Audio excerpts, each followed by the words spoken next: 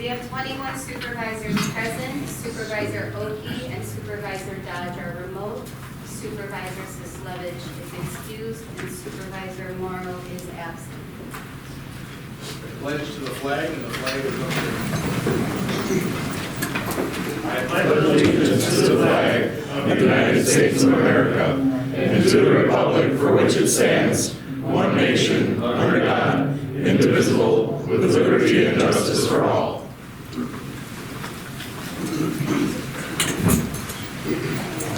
Public notice. Members of the public who wish to address the county board on specific agenda items must register their request at this time with such comments subject to reasonable control of the county board chair as set forth in Robert's Rules of Order. The above public notice is included on the agenda pursuant to Portage County Ordinance, Section 3.1.48. However, because of the meeting, the committee of the whole, it has no action agenda items. Public comment is suspended only for this meeting as directed by the county board chair.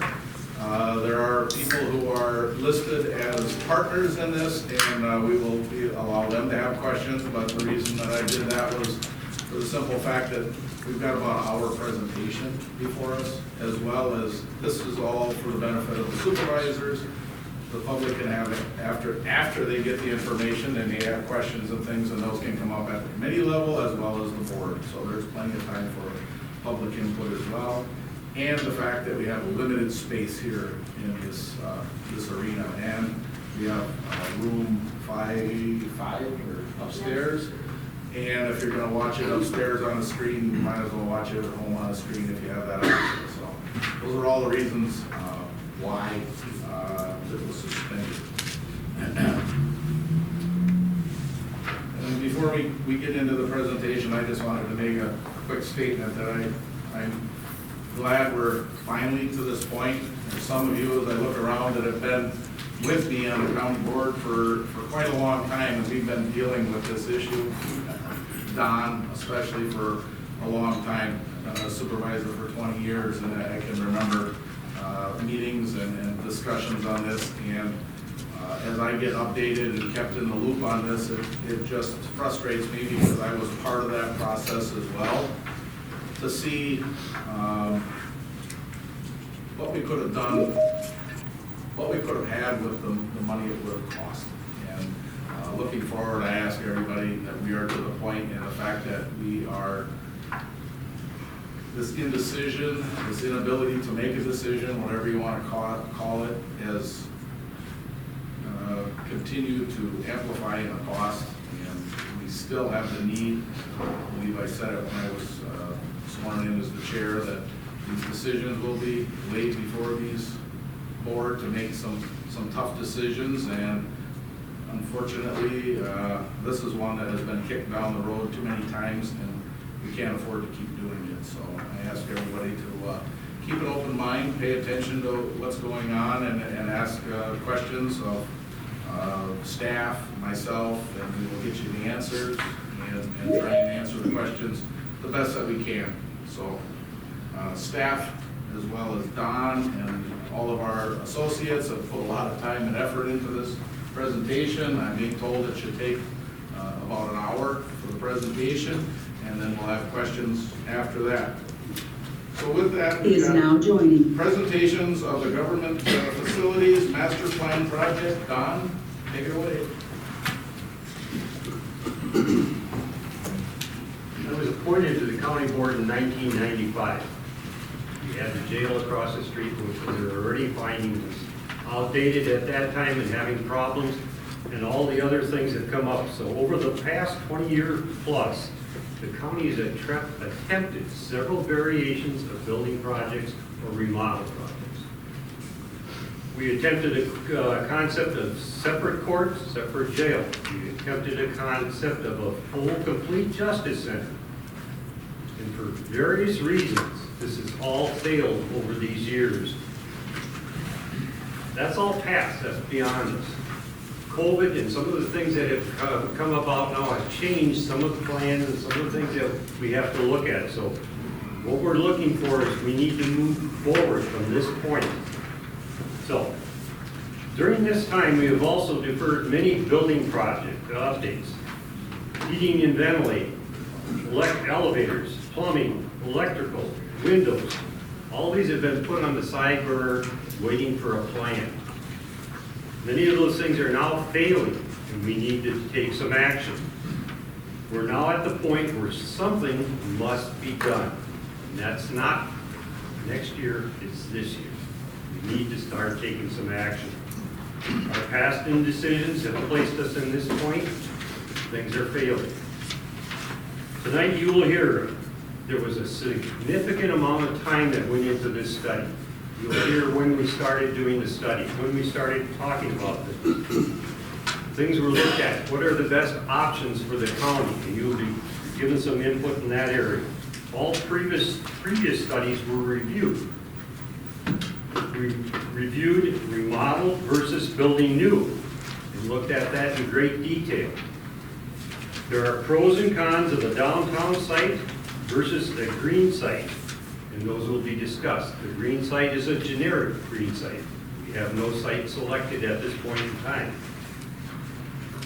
Tonight is also a time to educate you on these problems that we face as a county regarding the buildings. Hopefully all the options that we have studied will be brought up, and you will see why we picked what we did and how we got to that point. As we go forward tonight, please feel free to ask questions on specific topics that are in front of you at that time. At the end, we will also have questions where everybody can go back and refer to some other point that you may have thought of during the rest of the presentation. The team, there are several members from the county, myself, and some of the directors and some of the staff were on the team. And we also hired Tegra, who is our representative. They're here to do what is best for the county, to look out for our best interest. Findorf is a project contractor who looked at pricing and various ways to address and how to build a project of this nature and design.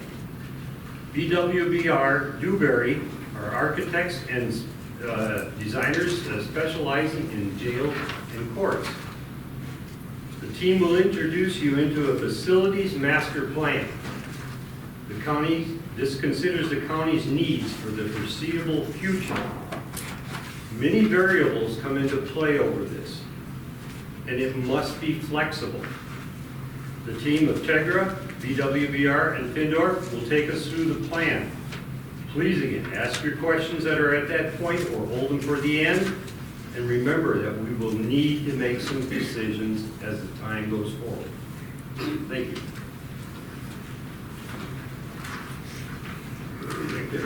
Good evening, supervisors.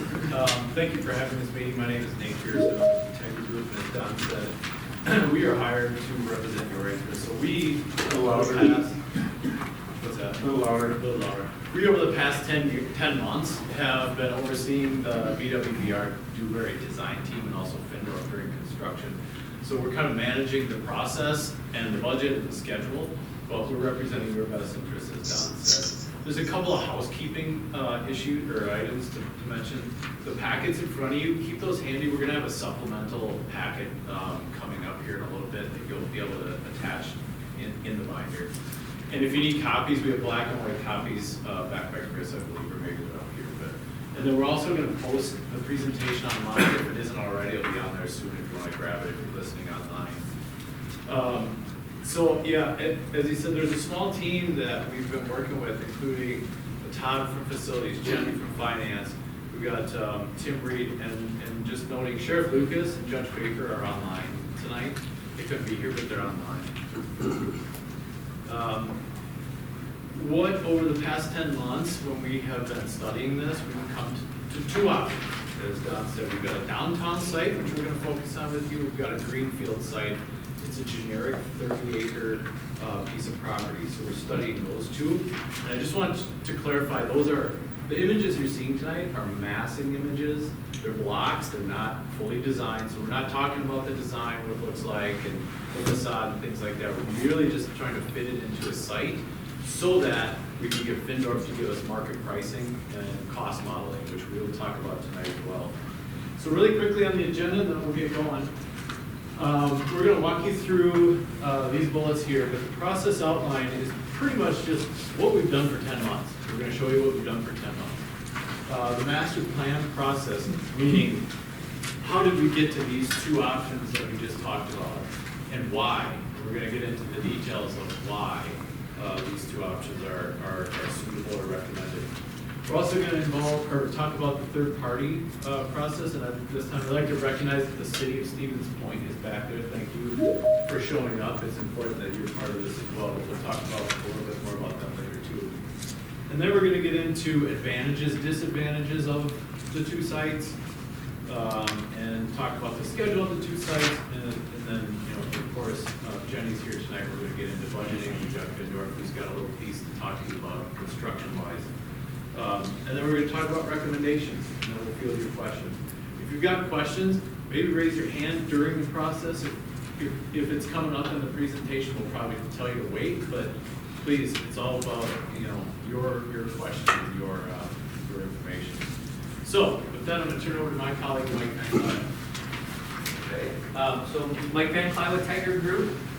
Just to kind of highlight out here, we did put some slides in so that everybody can know who's talking and who they're with and whatnot, just as a informational point there. So in your packet, as we go through it tonight, you're gonna notice that there's more pages, more slides in the packet than what's gonna show up on the screen. That's intentional. We have slides that are meant to be on the screen that are gonna be visible by everyone that we're gonna speak to. The backup notes that are in here, the backup slides, are consolidated comments that we are going to be discussing. So we're trying to lay this out in front of everybody so that hopefully you can take minimal notes and still have the entire story. So just know that that's part of the plan. We've talked a lot about questions. We asked to switch this meeting to this room with the intention and with the hope that it's going to be conversational.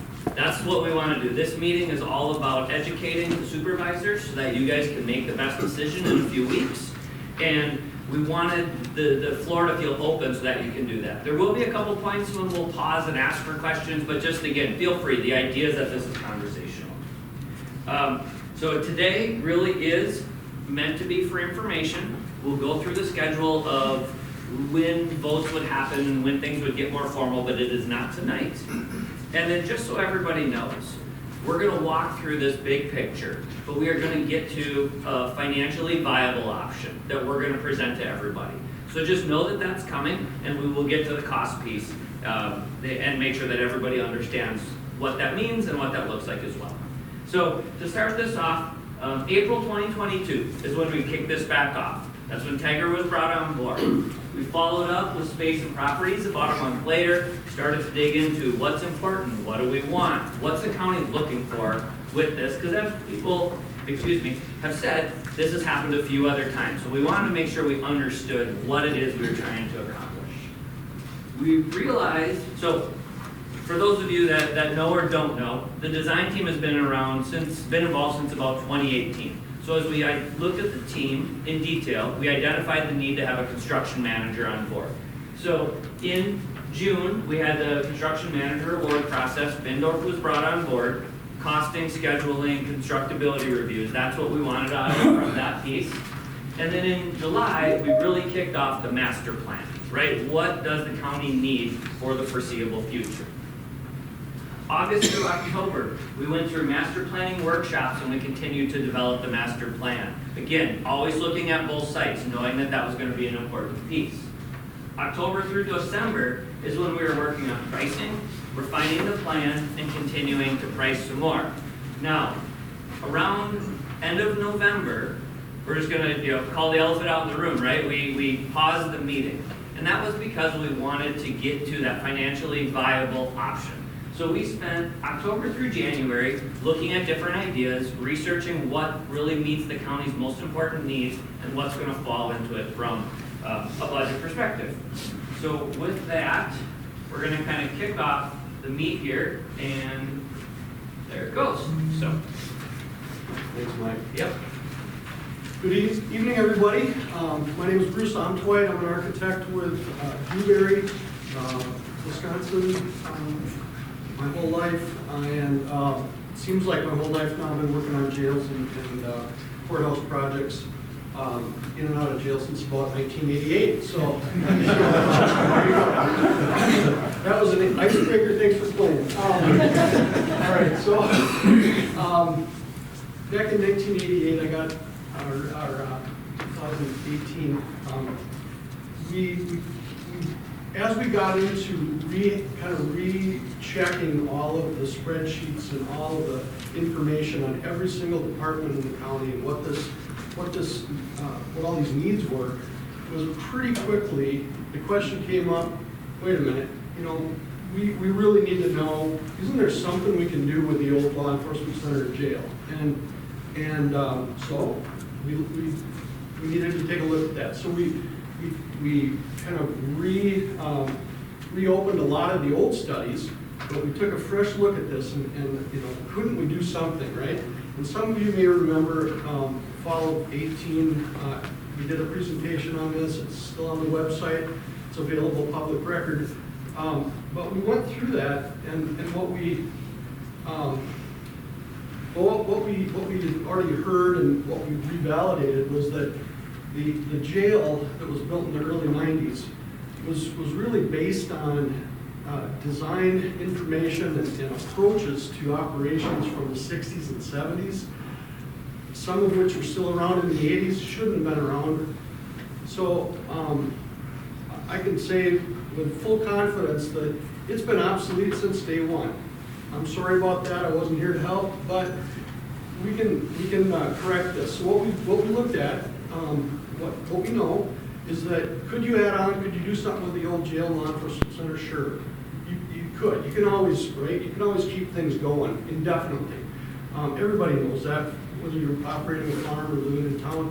But the issue is at some point, is it really going to get you where you need to be, and is it going to be safe anymore? And the answer was it was $25 million.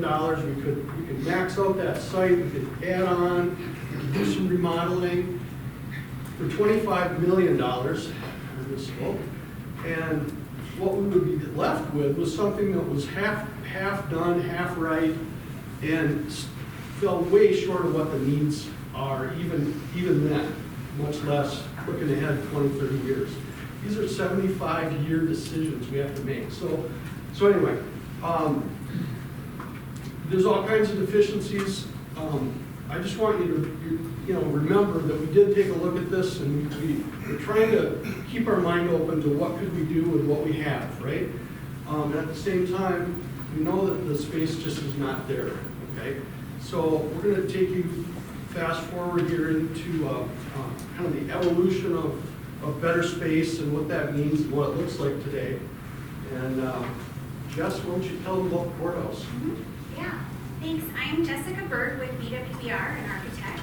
And in addition to the 2018 study we did on the jail and law enforcement center, we also in 2021 did a study of the existing city-county building. And so we did it in two parts. The first part was, the first part was looking at building conditions and could the building, or first of all, is the building structurally sound? How does the building operate in its current conditions? And so what we determined is that there are some code issues, some accessibility issues. The exterior building walls don't meet current energy code requirements, and so we would need to add insulation to the exterior walls. In addition, all the exterior windows would need to be replaced. And then there's other things like the mechanical, electrical, plumbing systems are all due for replacement and upgrade. And so that was the first step, is like, if we were to put money into this building, how much work would be required? And then secondly, once we knew what is it going? Oh, there you go. Sorry. So then the next step was, sorry. It'll catch up, give it one. So the next step was doing a test fit analysis. And so once the building is, ready to be occupied, how might it fit the current and modern courthouse function? And so what we determined here was that really the building lacks space. It's significantly underprogrammed for what your current needs are as a county. The layout is really not conducive for modern courtroom design. The building's are kind of chopped up and divided by the center hallway and stairs and toilet rooms. And then the bigger piece is that the building is unable to achieve that security need. We're really looking for separation from the public, from the staff, and the inmates, and it's almost impossible to do that in this current building layout. And then lastly, the vertical space is not sufficient. The floor-to-floor ceiling heights in the building are really low, and so when you consider adding new mechanical electrical systems, that's going to take up space in that footprint. And so, you'd end up with ceilings that are 8 feet for a courtroom, and that's just not conducive for courtroom design. And so, while we determined that yes, you could put money into the building, you could make it operational, but it's really more suited for office space use versus modern courtroom design. And so, okay. So then we started the master plan process, and as Nate and Mike said, we started that process about 10 months ago. The master plan, as they mentioned, it's not a design. It's really more about understanding what the project scope is, what all the components are in their areas, as well as what's the budget and the schedule for the potential project. And so we started this master plan process. It was a very collaborative process. We met here in the annex building many times, and we talked about your vision and goals for the county and what was important to you. And so, we took all the notes down. Here's our team here collaborating and talking through. So it was a really collaborative process. And so... Sure. So the master planning process, it has a lot to do with really deep dives into the weeds of every single department, all the rooms that are needed, all the spaces that are needed, what kind of connections we have to other departments, the public, how private we need to be out here. And what we're trying to do is basically build a very elaborate 60 to 80 pages of recipe card to get this right and figure out what is it that this is entailing. And so we're going back through every single department from the main government services and justice services for the county. So law enforcement center, 41,000 square feet. Law enforcement center fleet garage. So fleet garage, why do we need 23,000 square feet? Well, tactical response is one of the most important things the sheriff's department does. So we live in Wisconsin and love it, and so that's what that's all about. A 200-bed jail. A 200-bed jail is not wavered. That's minimum, and that's the actual capacity. And in addition to that, to have that 200 beds work, we have 24 beds of special needs housing. We have a juvenile component that's separate but adjacent, that's 20 beds. And we have Huber housing, dormitory space, less expensive, another 36 beds. So that piece of it is fundamental. This has been rehashed now for 20 years. We're confident this is the right number. On the courtrooms, the courthouse side, 84,000 square feet. That's for 4 courtroom, full build out. And government services, all right, this is part of government services, this building that we're in. At some point, the question keeps coming up. We're talking 75 years in advance. We probably need to look at what could the future be if this isn't serviceable anymore. That's another 40,000 square feet. The building support space to make it all work, the mechanical, electrical, 32,000. So you see where all this is going. Facilities management, we have to operate. We have to maintain these facilities. It takes equipment, takes space, takes loading docks. Total it all up, 378,000 square feet, really? Well, all right, so now, the first thing that comes to mind is you've got about 5 acres of site downtown. That adds up to 8.6 acres of buildings. So guess what? It has to be stacked up. So now we're talking about what can stack properly, how to do that, what does that footprint look like? And so now everything that we're going to show you here is based on department, blocking concept layouts to make sure that that these massive chunks that we're gonna show you actually work, okay? Yeah, so one of the first steps after we identify the project components and areas is, how are we gonna lay that out on the existing downtown site? And so, you can see here on the plan that everything in the dashed red lines indicates county-owned property. And so just to orient you, we're in the annex building, which is number 4 on the map. So we've got the LEC and jail just below us, the city county building in 1 and 2. Also on this property is the 1039 building. And then there's some spaces here in the corner that are not county owned. So we have a city owned parking lot in the corner as well as a synagogue space. And so those are all things that we need to take into consideration as we start to lay out the building components.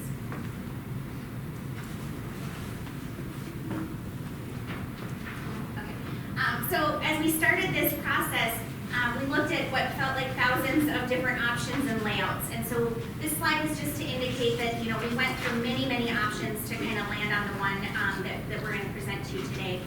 And so we looked at, where does the courthouse want to be?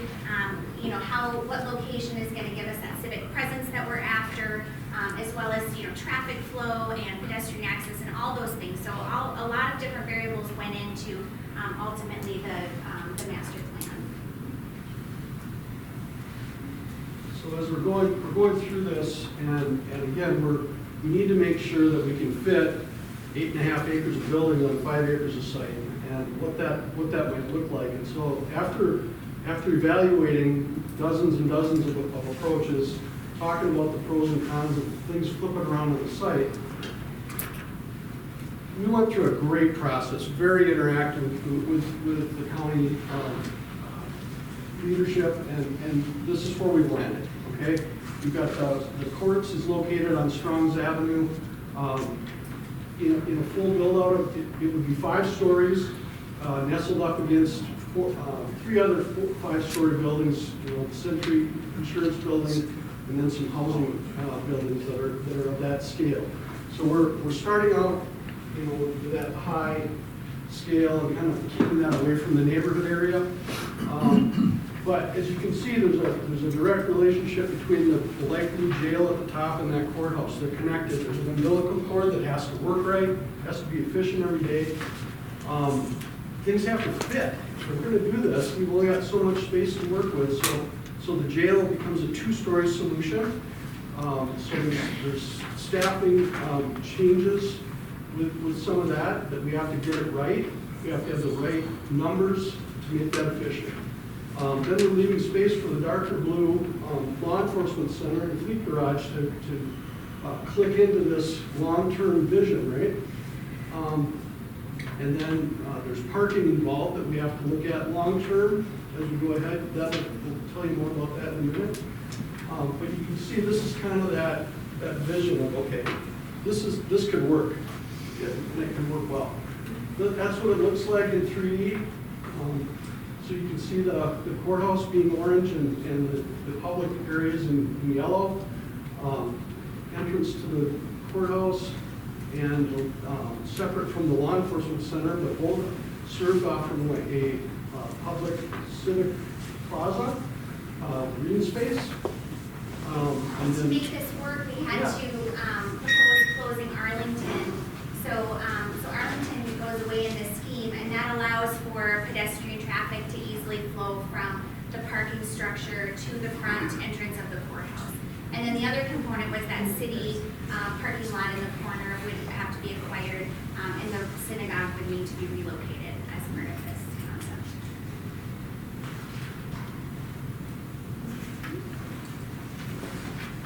And then we also looked at a greenfield site. And so to Mike's point earlier is, greenfield in our mind is just, it's a imaginary site in an unknown location at the same time. And so how might it be different? How might the project look and feel different if we were able to have, say, sort of unrestricted site, I guess. And so in this option, we're able to look at a 1-story jail in LEC, making it a little bit more efficient for staffing, as well as a 3-story courts. We looked at a 2-story government services. We're able to do And we're able to get that surface parking kind of separated out by groups. So you might have private parking for the judges, separate public parking versus separate staff parking. So we've got some flexibility with parking as well. And then we've got some area for facilities maintenance as well. And so this is just a 3D massing of what that could look like on the site and how, you might have a nice kind of civic entrance to the courts, make the court building the front public entrance, and then tuck the jail into the back, the rear, so kind of keep that a little bit more hidden from the public entrance. So you can see that it takes a lot of space just for site circulation. And so those are some of the things when you compare a downtown solution to a greenfield solution. It's in a lot of ways it's apples and oranges. You've got to address all those different connection points. The intake entry doesn't want to be next to the front door of the courthouse, right? And the loading dock needs to not block traffic for the law enforcement team. And the law enforcement team's got to get out and have their tactical response be as sufficient as possible. So it's all got to work. So that's what we're up to. Okay? All right, so one of the things that we had said was we were gonna come with a financially viable option. And when we looked at the master plan as a whole, 378,000 square feet, it was just a little bit too much to bite off as step one. So we worked with the county staff, we worked with the sheriff, we worked with Judge Baker, and we came up with a phase one that addresses the primary security, safety, and access concerns that were highlighted in all of our meetings. So what we're gonna go into in a little more detail is what would phase one look like. It would still be the 200-bed jail. It would be a slightly smaller courthouse. It would have 3 fully functional courts, plus it would have the fully compliant family court, which is something that we spent a lot of time discussing. The government services would stay in this building as it sits today, and then the associated building support, mechanical, electrical, and facilities management. So to just really kind of wrap it up, what we would be looking at is a 3-court courthouse and a 200-bed jail and associated support spaces for phase one. Can you tell me where you said 3 courtrooms, but then you had also talked about the family court. Is that in addition to those 3 full courtrooms? Yep. Because I know there's a big need for that. Yep, absolutely. Another question. Oh, yes. You mentioned the 3 courts, and I sat on judicial and general government since I've been on the county board now. And at that time, it was a district attorney Malevsky, who's now Judge Malevsky, had made mention about a possible 4th judge in the county if we had a courtroom for that. Yep. So, Has that yep, so the 4th courtroom. possibly changed? Nope, so the 4th courtroom was considered in the master plan. And when we were looking at ways to reduce square footage and reduce costs, we met with Judge Baker, and we were talking through what are the county's needs, today for the next, let's say, 10 to 15 years, and when would that 4th judge most likely be needed?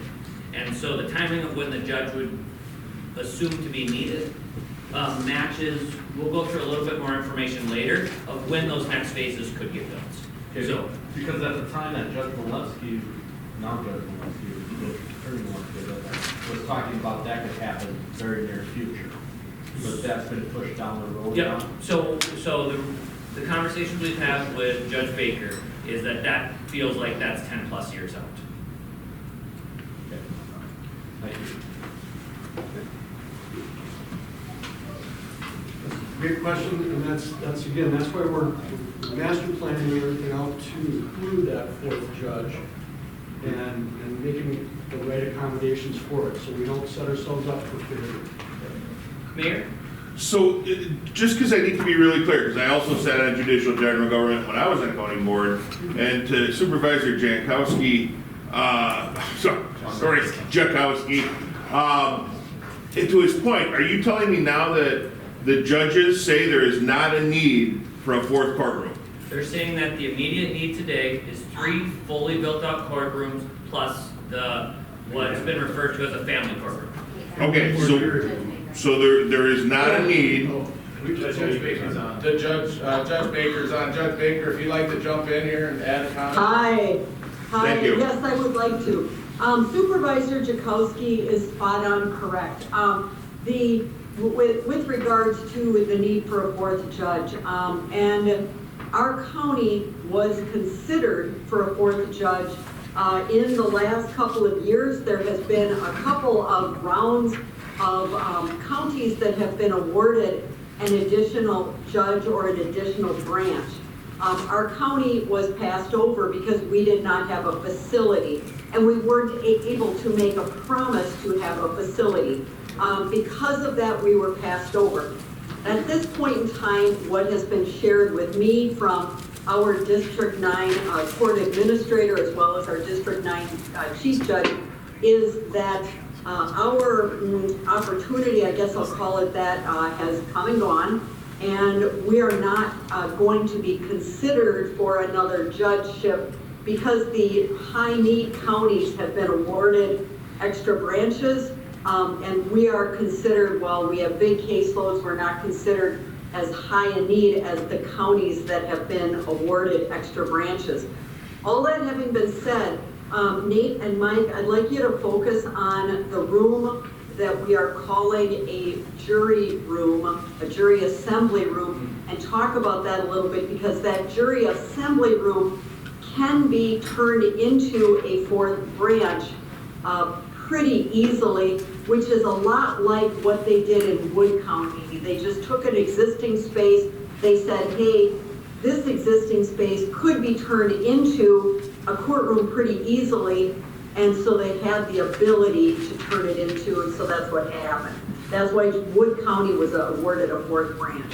Sure. Hopefully that makes sense. Hopefully I've answered your question adequately, but Supervisor Jakowski is spot on correct. We need another branch, but we are not, at this point, we are no longer in the running for the branches that have been awarded in the last couple of years. And we probably will not be in the running again for a number of years, as has been explained to me, as well as Judge Molewski, he was in on the meeting as well, that it's gonna, it's probably gonna be a few years now before the state starts awarding additional branches. Thank you. Hopefully that's answered your question. Thanks, Judge. So to put a bow on that real quick, so they're within the square footage of the courtroom, the three courtroom courthouse, there is a fourth space that just isn't built out. So there's shelf space there that was gonna be, I'll say, minimally finished, so that when it came time to build out in the future, it could be built out in a more efficient manner. Supervisor Barry Jakowski.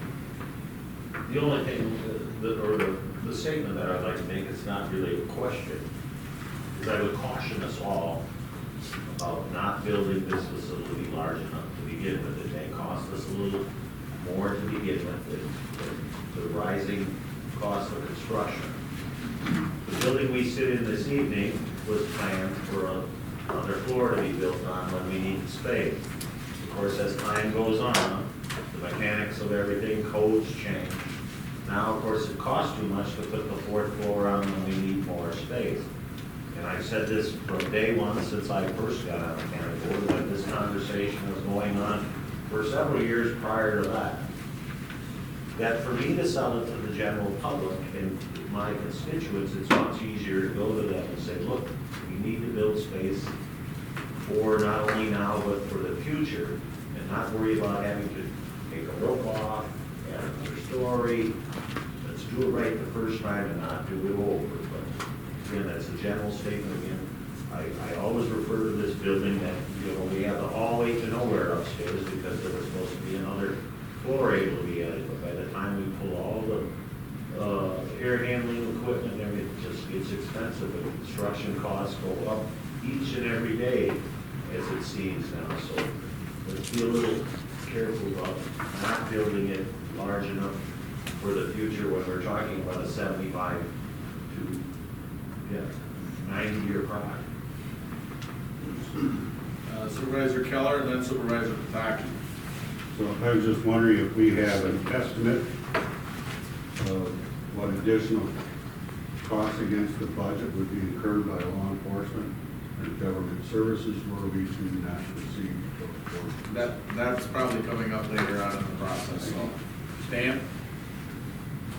For the judge, looking at the three courtrooms that we have right now, and what I remember, I haven't been in the jury assembly room, but that's a very small room. How are you gonna get a judge and, That's the current size of our room. What size is the one that you're anticipating in the new building? 2,000 square feet. Do you know what our current one is? Not, do you have any? We don't have a jury assembly room. We don't have one. Our juries assemble in our courtroom. Just to be really clear, we don't have one. So this is actually a different room that we don't have currently that is the same size or very adequate to the three that you're proposing? Yes. I think Nate and Mike can probably answer that better than I can, but that's exactly correct, is that this space that's being proposed for the jury assembly room is roughly the same size as a juried courtroom. And I'll leave it to those guys, I won't interrupt. So, and maybe the easiest way to, I'll say, put this into perspective. When the courtroom sizes were being discussed, or any room sizes were being discussed, and when we came up with the original 389,000 square feet and then the 163,000 square feet that are remaining in phase one, the design team was comparing what they were hearing as needs from the county against best practices in design standards today. So right-sizing the rooms to what current design standards would be was part of what they were working on. Yeah, so, sorry, 183, going through memory. Okay.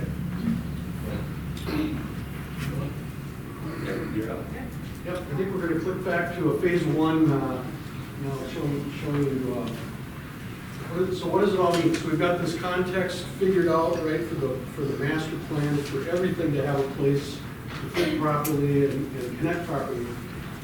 So then when we look at phase one, we're gonna show you the downtown, and we'll show you the greenfield, and just try to kind of get everybody used to the ideas here, so. Yeah, I think, the good thing to show here is the comparison, right? So you can see where we started from, which is the master plan, which has all of the components laid out on the site, to compare to phase one, which is what we're proposing, which is the reduced courts program, the 3 courts plus family court. We still have the 2-story jail component and loading dock. And then the annex remains existing with office space in it, and the LEC remains existing. And so, so you start to see that we can have some surface parking that will feed the courts and the jail as a part of the phase one.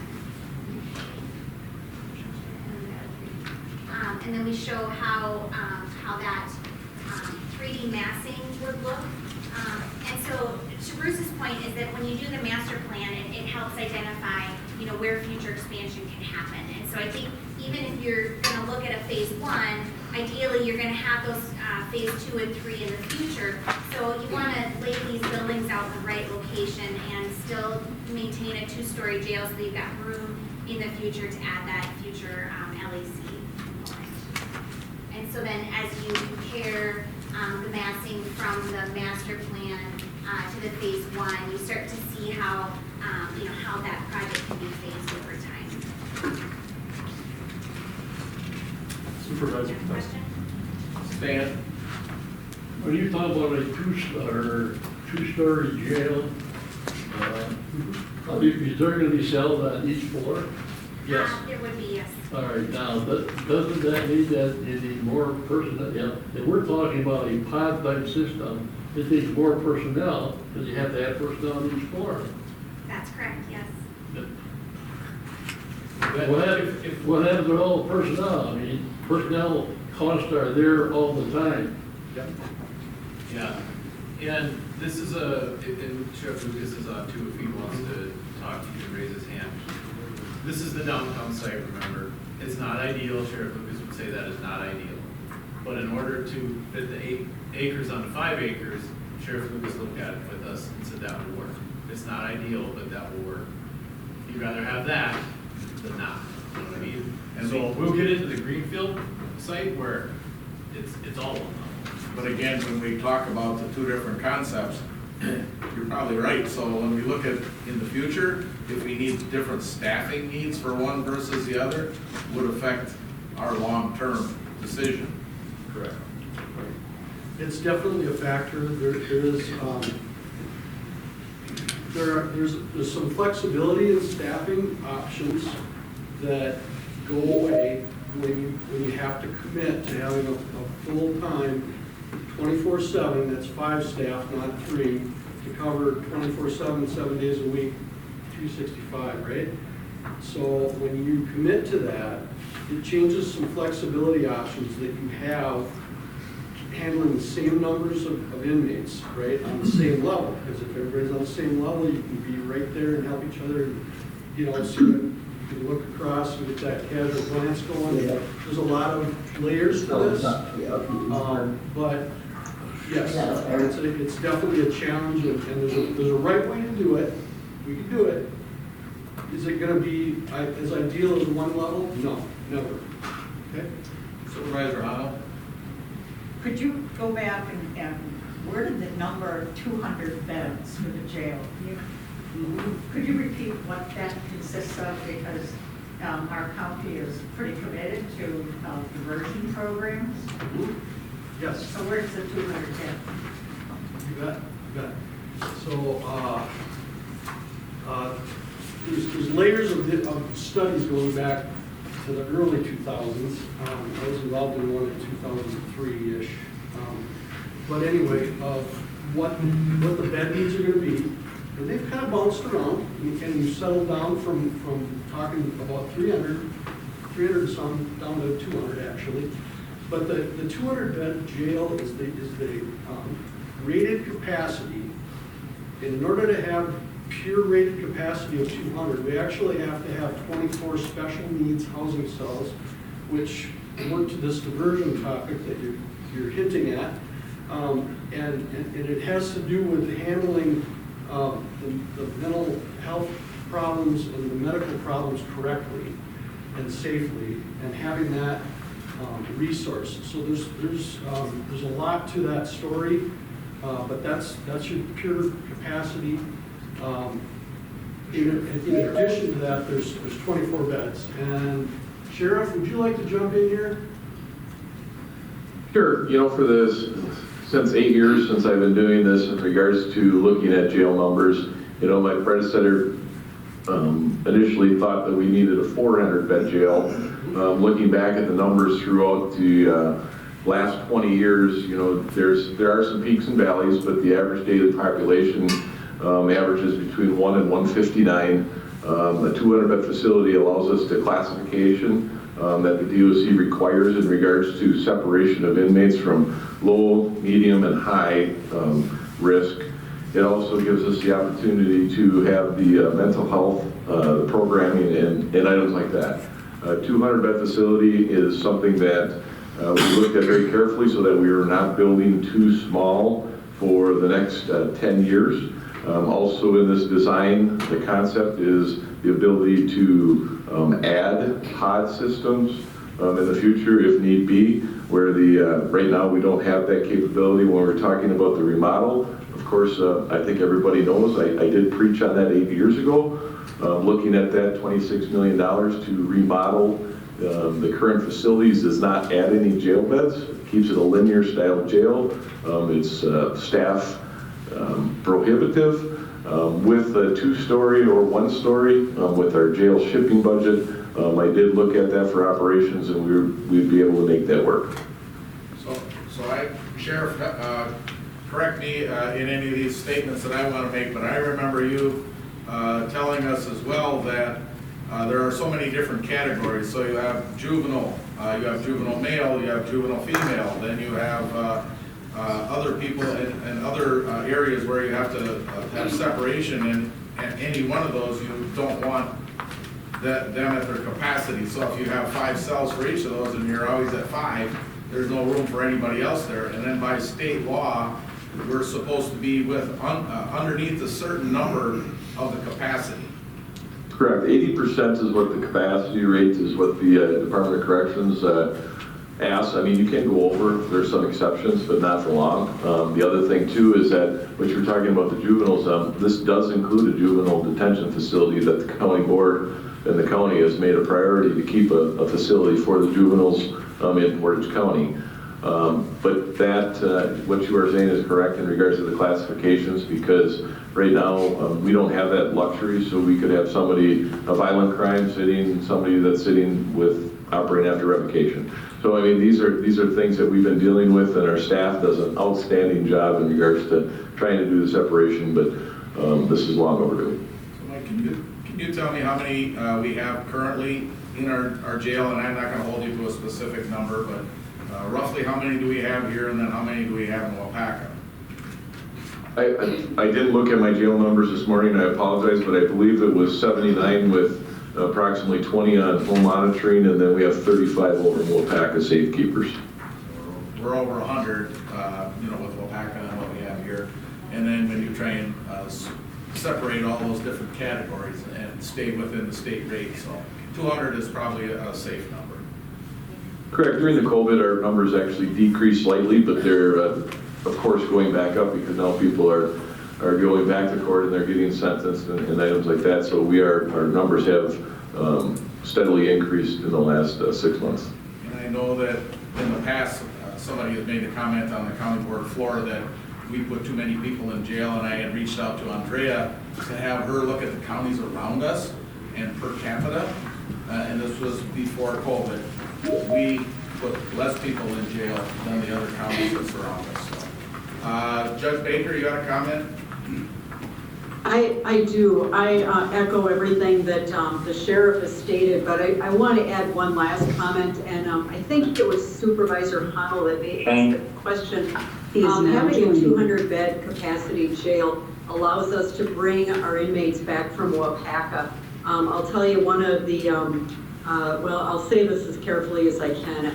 It is an unfortunate thing sending people to another county where we don't have control over programming, education, visitation, etc.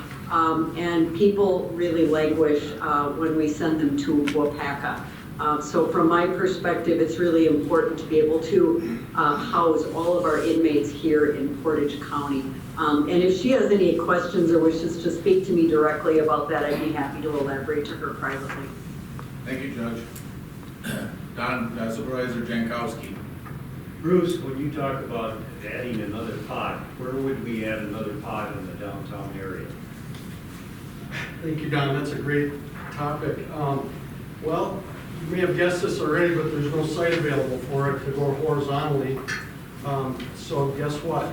Now we're talking about a 3-story jail in the future.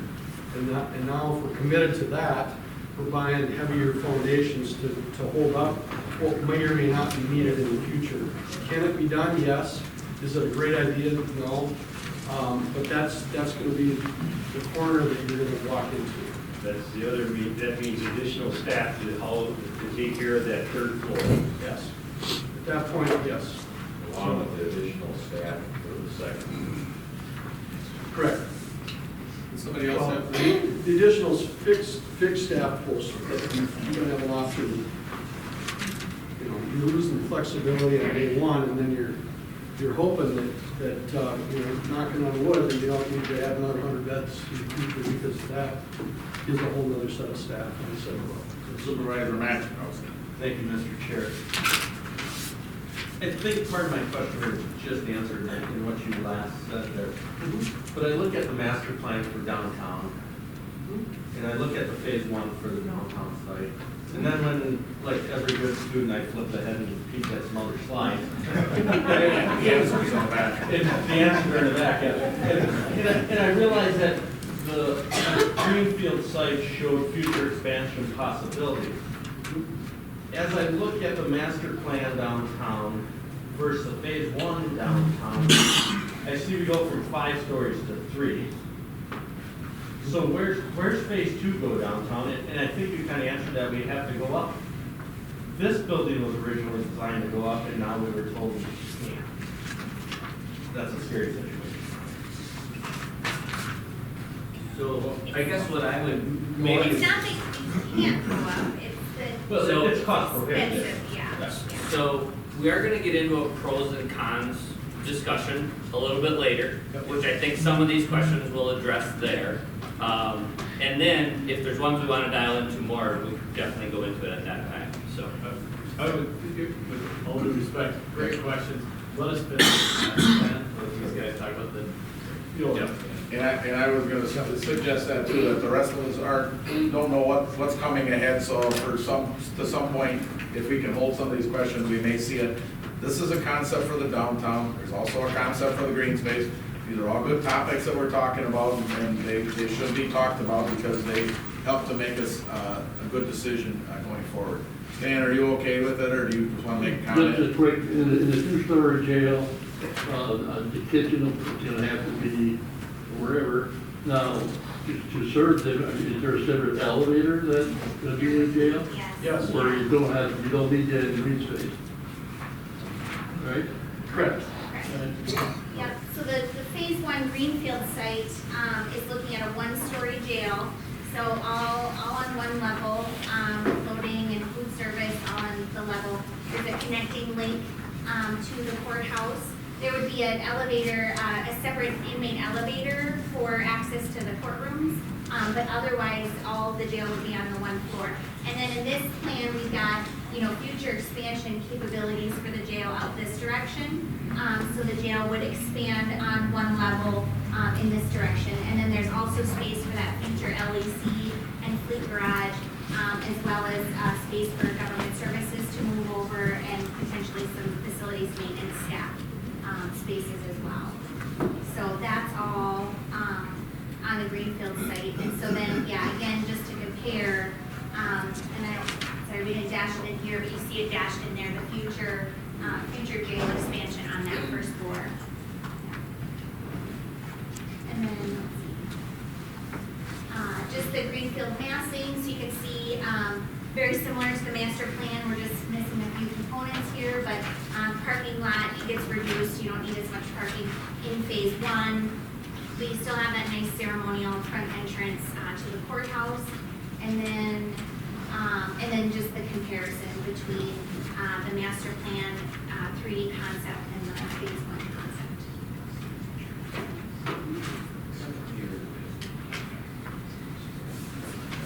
Okay. So we touched on it a little bit, but there's definitely a lot of third-party involvement. That is gonna be required whether we build downtown or whether we build on a greenfield. The city of Stevens Point, which we're gonna go into in a little bit more detail on some ideas here shortly. We met with the Historical Society to discuss the synagogue. Generally speaking, they're on board and understand with some rules, we could relocate the synagogue. We reached out and talked to Wisconsin Bell a little bit. They own the alleyway that's over behind the 1039 building. And honestly, they're not interested in selling. We asked that question. We've talked to Century Insurance a little bit, because again, 8 acres of building on 5 acres of site. Century Insurance is, wants to keep a hold of what they currently own. And then also, we just put the others TBD, because depending on the location that we choose, it's obviously gonna impact the different third parties that we have to work with. Now, I thought this was an interesting map. That I think Tim put this together, and so what the idea here is we were trying to understand exactly what is it that the county owns, which is in blue, with the understanding that that's a shared space, and then kind of the peach-orange color is what the city owns, right? And so when it comes to third-party involvement, specifically with Stevens Point on a downtown site, phase one, we would need this, along with some property most likely along the river to relocate the synagogue to. Jessica touched on earlier that part of phase two would really require vacating of Arlington to make that whole process come together. Now, if you talk about involvement of Stevens on the Greenfield site, we have done some preliminary site searches, nothing really in earnest, and to find a site 25 to 30 acres within the bounds of Stevens Point that's available, there wasn't something readily out there. So annexation would be something that we would need to talk about in order for that property to come into the city. So that would definitely be a consideration. And then with the greenfield site, public utilities most likely would need to be extended. The landowners, obviously, we would have to identify and work with. And then just continuing on with some of those unknowns that come with the greenfield property that's outside. So with that, as I mentioned a little bit before, we've got a lot of advantages and challenges that we've been discussing, and we're gonna let this team here take that over.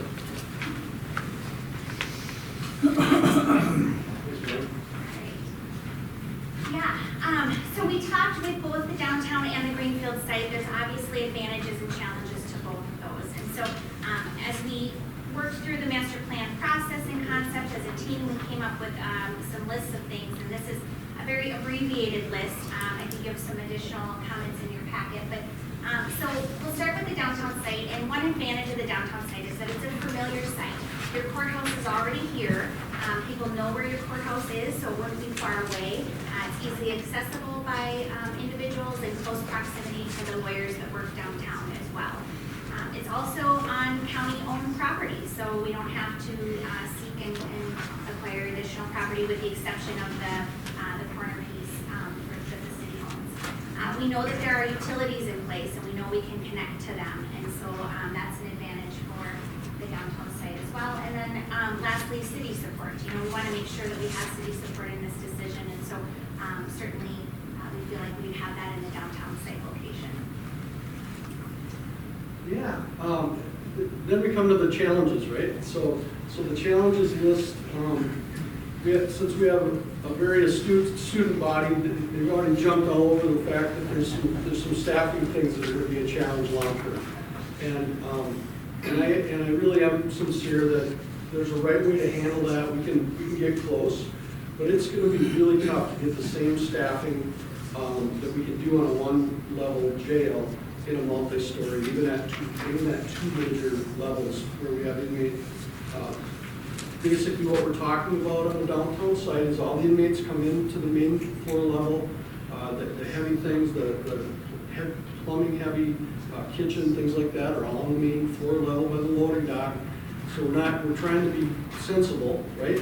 But we get that much, we get the juvenile component, and then when we get to that 200-bed jail, the main housing area with that big staffed hub, it's actually up a level. So everybody that's coming in off the street, yes, we're going to deal with as many as we can, and we're going to do diversions as best we can, and then at some point, most of those 200 are going up and down elevators. And so it's just a different kind of operation. It happens all over the country. And if we do it right, it could be good, but there's a commitment there right off the bat of a whole other separate staffing post. So, okay?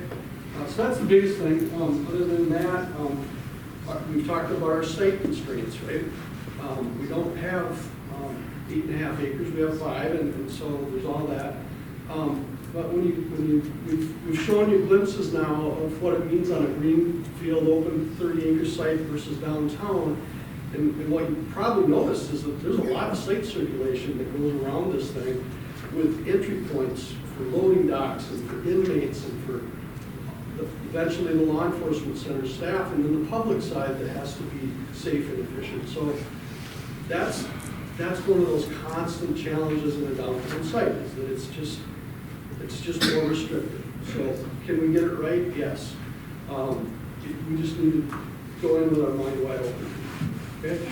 Mike touched already on the third-party management and all the things associated with that, and then we'd like to invite Joe to come up and talk about the construction advantages. Joe Schukart with Findor, and so both Derek and I are working on the constructability side, and so one of the challenges for the downtown site is just think about it, it's an urban site, and so deliveries in staging areas are very limited. We had reached out to Century, as Mike had mentioned, and they were very open to sharing that parking lot for a period of time, but there's a cost to that. The downtown site would be phased construction, so it's going to be a longer time frame. And so the more time that you're constructing, the more volatility in the market, the potential for cost increase.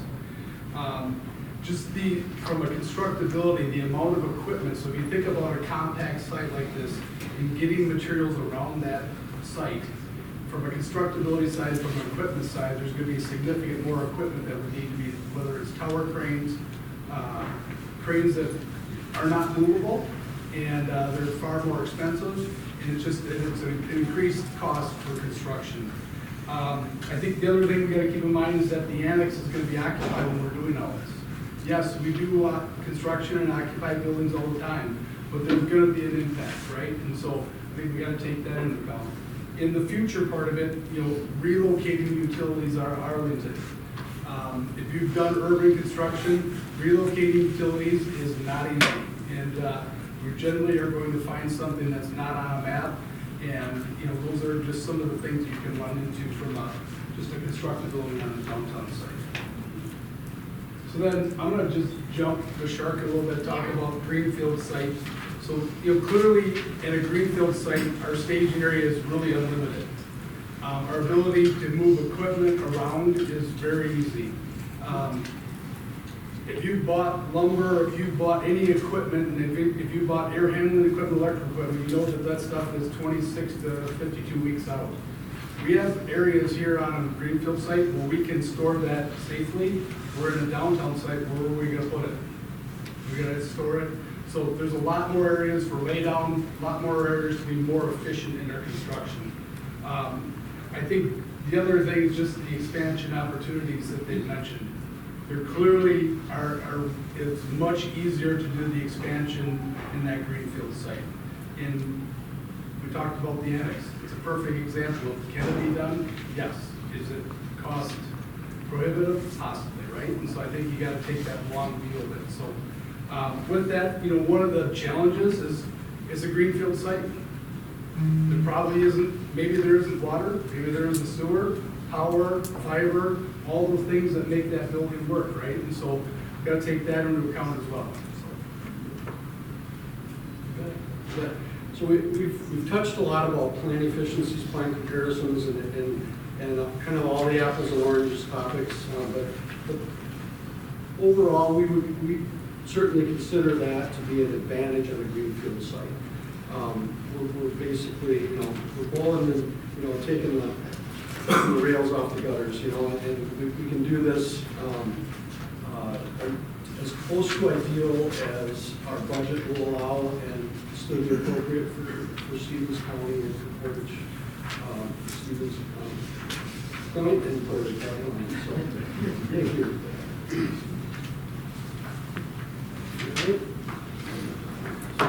I think Derek's going to jump in and I'll talk construction schedules and things. Derek Burdick, Senior Project Manager with FinNorth. So the first schedule we did was the downtown site. We're currently in that first box, which is this informational period. Mike's going to touch on the assumptions we're making for this and that decision date. Really that decision date kicks off going from the concept design that we're in to schematic design. So that's evolving the plans, starting to understand the infrastructure of the building, starting to look at what it looks like. At the same time, downtown, we got to work through some of the property acquisition elements. We have to figure out the synagogue and where that's going as design's progressing. So construction starts during design. That first element there is relocation of the synagogue. So the intent would be to actually do that this fall. So that is moved out, and then early in the spring, 1039 comes down. And so that's what we term as enabling work. It enables us to start the major project. So next May, June, construction of the new jail and courthouse kicks off. Downtown, it does take us out to May of 26. And then that's at the point that Portage County moves into their new spaces. So then looking at the greenfield site, it's still the same informational period that we're in. We extended that property negotiations element, understanding that we don't know where it is, we gotta find it, we gotta work through that, and that's just gonna take more time. And then it essentially pushes out design. because we don't have that enabling work, we go straight into construction on the greenfield site. Once the design's ready, we have our permitting in place and all of those elements. If you toggle between or look at the two schedules in front of you, greenfield, we start later because of that enabling work. We actually finish the project 2 months earlier.